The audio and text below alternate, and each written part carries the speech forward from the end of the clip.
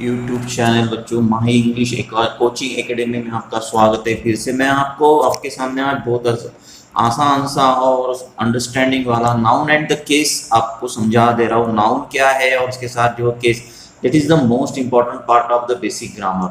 संज्ञा और कारक। कारक ना आपने समझते होगा कि इसका प्रयोग जो होता है वो ज़्यादा रिलेटिव क्लॉजेस से संबंधित है। क्लॉजेस अगर आपको इस प्रकार से केसेस अगर समझ में आ जाए बेसिकली तो हम आपको बहुत अच्छे से आप कर सकते हो। अब सबसे पहले कारक केस क्या होता है, केस का अपन डेफिनेशन पढ़ेंगे। कारक क्या होता है? The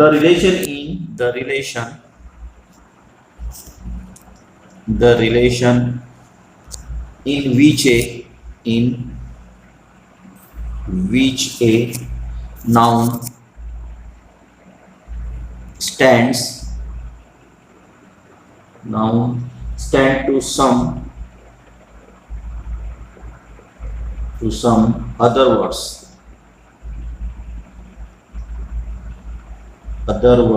or change of the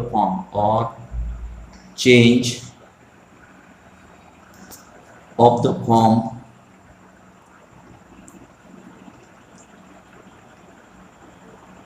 by which this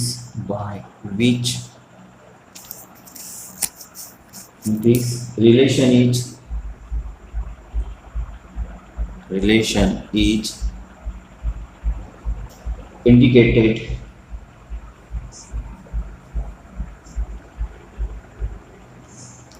it's called the case.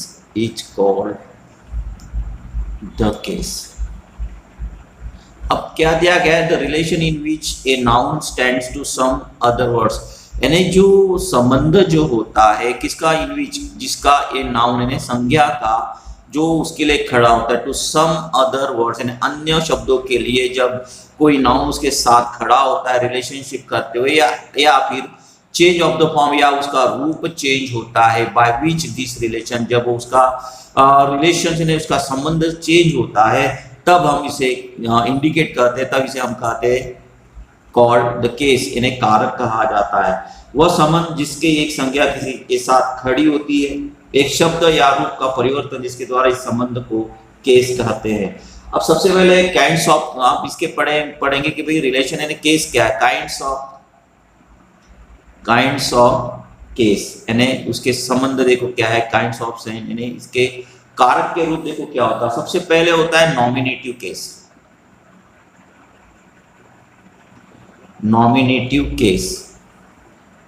अब ये नॉमिनेटिव केस क्या है वो हम पढ़ेंगे यहाँ पे। नॉमिनेटिव केस कर्ता कारक जिसको बोला जाता है कर्ता कारक मतलब सब्जेक्ट के रूप में। नॉमिनेटिव केस जो है वो किसी भी वाक्य में जब सब्जेक्ट के रूप में वो आता है तब उसको नॉमिनेटिव केस कहा जाता है। ये नाउन और प्रोनाउन, ये नाउन और प्रोनाउन,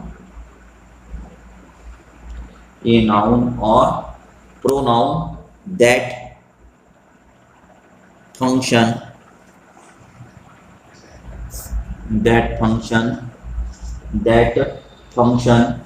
as subject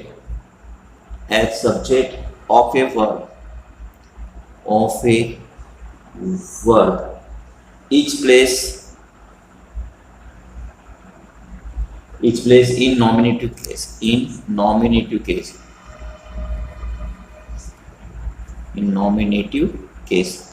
यानी सबसे पहले क्या है कि कर्ता कारक क्या है? संज्ञा या सर्वनाम जो क्रिया के कर्ता के रूप में कार्य करता है, जैसे संज्ञा या सर्वनाम जो क्रिया के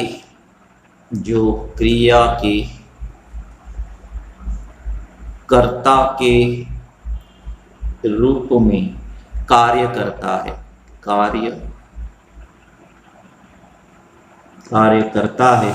उसे कर्ता कारक में रखा जाता है, कर्ता कारक में रखा जाता है।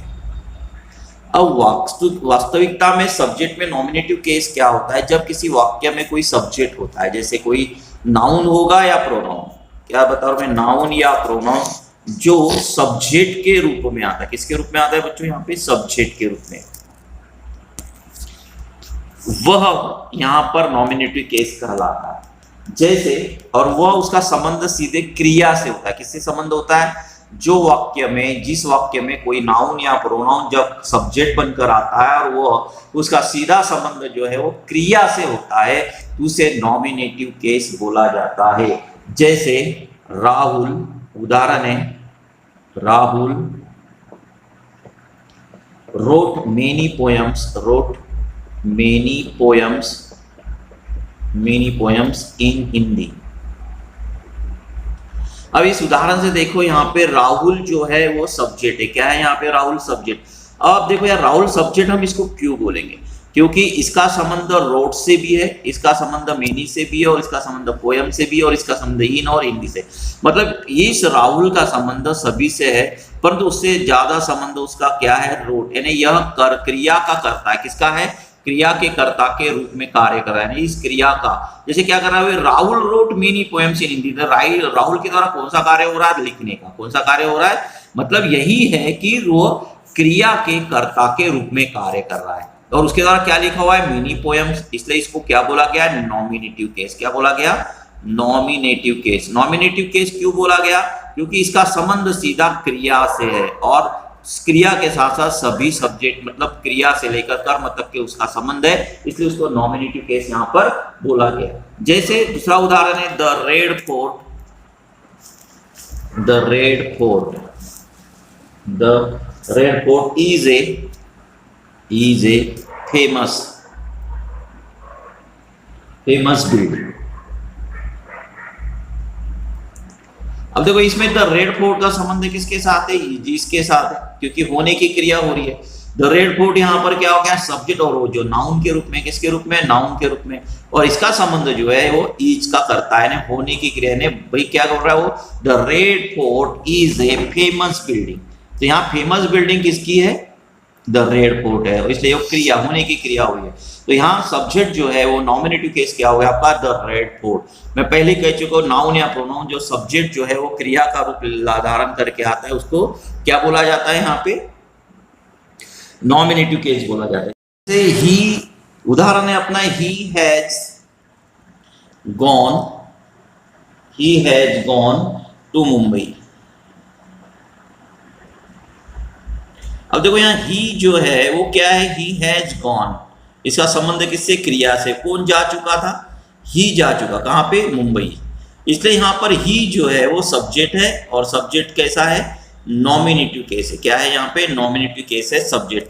जैसे कोई भी नाम होगा, जैसे मान लो he, she, it, I, we, you, they, या कोई संज्ञा हो नाउन के रूप में, जैसे राम, श्याम, etc, जितने भी नाम होंगे ये सारे के सारे सब्जेक्ट के रूप में आएंगे, और अगर इनका संबंध जो है वह अगर उस वाक्य की क्रिया से है तो इसे नॉमिनेटिव केस कहा गया। क्या कहा जाएगा, नॉमिनेटिव केस। तो बच्चों यहाँ नॉमिनेटिव केस सब्जेक्ट के रूप में आपको समझ में आया होगा। सेकंड पार्ट है इसका ऑब्जेक्टिव केस। ऑब्जेक्टिव केस का अर्थ होता है कर्म कारक। कर्म कारक, यानी कर्म कारक से मतलब ये होगा कि ये नाउन और प्रोनाउंस, ये नाउन और प्रोनाउंस, ये नाउन और pronouns that function as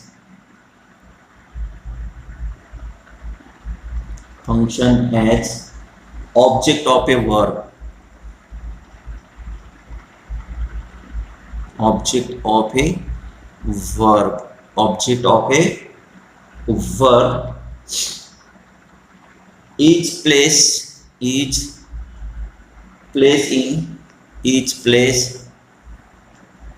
in objective case। यानी कहने का तात्पर्य यह है कि नाउन और pronouns that function as object of a verb, यानी वह ऑब्जेक्ट ऑफ ए वर्ब यानी क्रिया का ऑब्जेक्ट होता है, मतलब उसका संबंध जो है वो क्रिया से संबंध होगा, उसे ऑब्जेक्टिव केस कहा जाता है।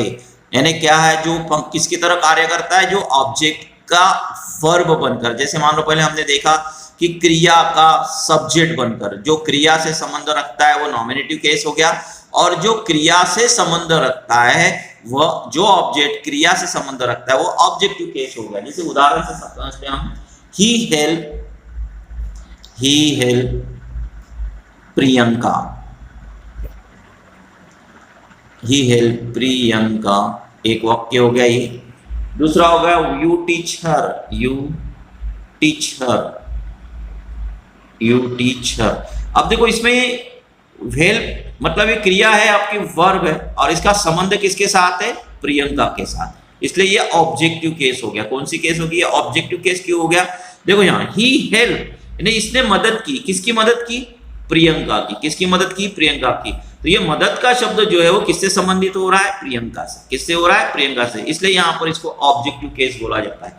यू टीच हर, यहाँ पे टीच का संबंध किसके साथ है, हर के साथ है। किसके साथ है, हर के साथ, मतलब यहाँ पर क्या हो रहा है, यहाँ पे हर, यहाँ पर हो गया आपका ऑब्जेक्टिव केस। क्या हो गया आपका ऑब्जेक्टिव केस, यानी ऑब्जेक्टिव केस से मतलब क्या हो गया, जिसका संबंध प्रियंका या हर का संबंध जो है हेल्प और टीच के ऑब्जेक्ट के रूप में होता है। यानी किसके रूप में होता है, ऑब्जेक्ट के रूप में होता है। जब जैसे हमने यहां लिखा he writes a letter, he writes a letter, he writes a letter. अब इसका संबंध किसके साथ, लेटर का राइट से। किससे है, राइट से, यू टीच हर, जैसे इसका संबंध टीच से, कौन पढ़ा रहा है, किसको पढ़ा रहा है, यू टीच, अरे ना वो उसे पढ़ा रहा है। He help Priyanka, he writes a letter, यहाँ पे। अब ये जो यहाँ पर ऊपर का जो वाक्य, दोनों वाक्य जो है वो किसका संबंध है, किसके साथ है। अब यहाँ राइट्स का संबंध क्या, अगर मान लो ही क्या कर रहा है, लिख रहा है, ये क्या कर रहा है, यहाँ लिख रहा है, इसलिए इसको बोलेंगे आप नॉमिनेटिव केस। और ये लेटर, ये हो गया आपका ऑब्जेक्टिव केस। जैसे यहाँ यू क्या हो गया, यहाँ नॉमिनेटिव केस हो गया, ही क्या हो गया, यहाँ पे आप नॉमिनेटिव केस हो गया, और ये हो गया आपका ऑब्जेक्टिव केस हो गया। अब दूसरा जो तीसरा भाग है इसका पजेसिव केस, संबंध कारक। पजेसिव केस, संबंध कारक। अब ये दोनों वाक्यों के बीच में क्या होता है, संबंध होता है। When a noun shows, when a noun shows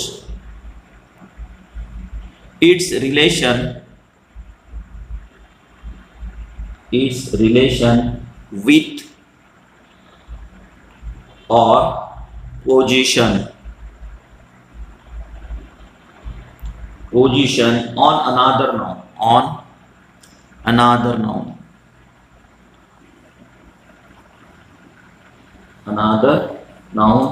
is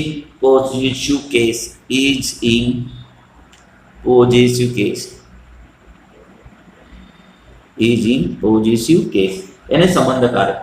When a noun shows its relation with or position, यानी किसी के साथ या उसकी स्थिति को, उसकी जो उसकी पोजीशन है उसके साथ, ऑन अनादर नाउन यानी दूसरे नाउन के साथ जब वह अपनी पोजीशन को रखता है, तब यहाँ पर उसको पोजीशन यानी संबंध कारक, मतलब किसी के साथ संबंध रखना, रिलेशंस करना। जैसे मान लो ना यार, वो मेरा भाई है, वो मेरी बहन है, जब हम इस प्रकार के संबंध दिखाते हैं या देखते हैं तो वहां पे पजेसिव केस बोला जाता है। जैसे उदाहरण, this is Mohan's book, this is Mohan's book, Mohan's book, this is Mohan's book. अब यहाँ मोहन्स बुक क्या है, यहाँ पे पजेसिव केस है। क्या है यहाँ पे, पजेसिव केस। क्यों है, क्योंकि यह बुक किसकी बता रहा है, मोहन के, यानी संबंध बता रहा है किसके बीच में, मोहन और बुक के बीच में जब संबंध बता रहा है तो ये क्या हो गया आपका पजेसिव केस हो गया। जैसे दीज आर द लेग्स, दूसरा वाक्य these are the legs, these are the legs of the table, of the table, these are the legs of the table. अब देखो यहां पर संबंध किसका है, द लेग्स का है और टेबल का है, इसलिए इसको क्या बोला गया, पजेसिव केस। अब आप बोलोगे पॉजिटिव केस क्या है? जैसे मान लो यहाँ पर एक टेबल लिखा और रखा हुआ है इस प्रकार से।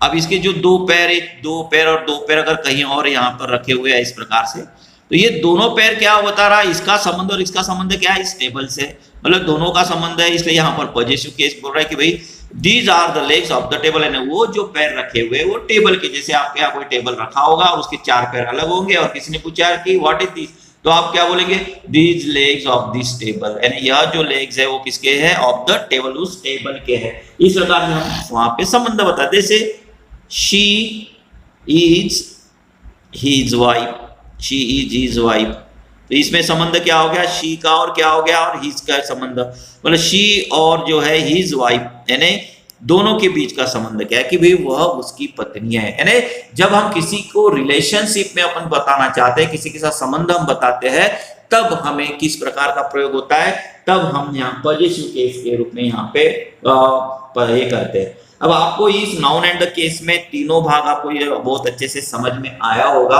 अब हम अगले पीरियड में जो है प्रोनाउन से संबंधित पूरे पॉजिटिव केस कौन से होते हैं, पॉजिटिव केस हो गया, पॉजिटिव एडजेक्टिव हो गया, प्रोनाउंस हो गया, मैं इसके बारे में आपको डिटेल्स पढ़ाऊंगा। मेरे इस चैनल को कृपया आप सब्सक्राइब कीजिए, शेयर कीजिए और लाइक्स कीजिए। धन्यवाद।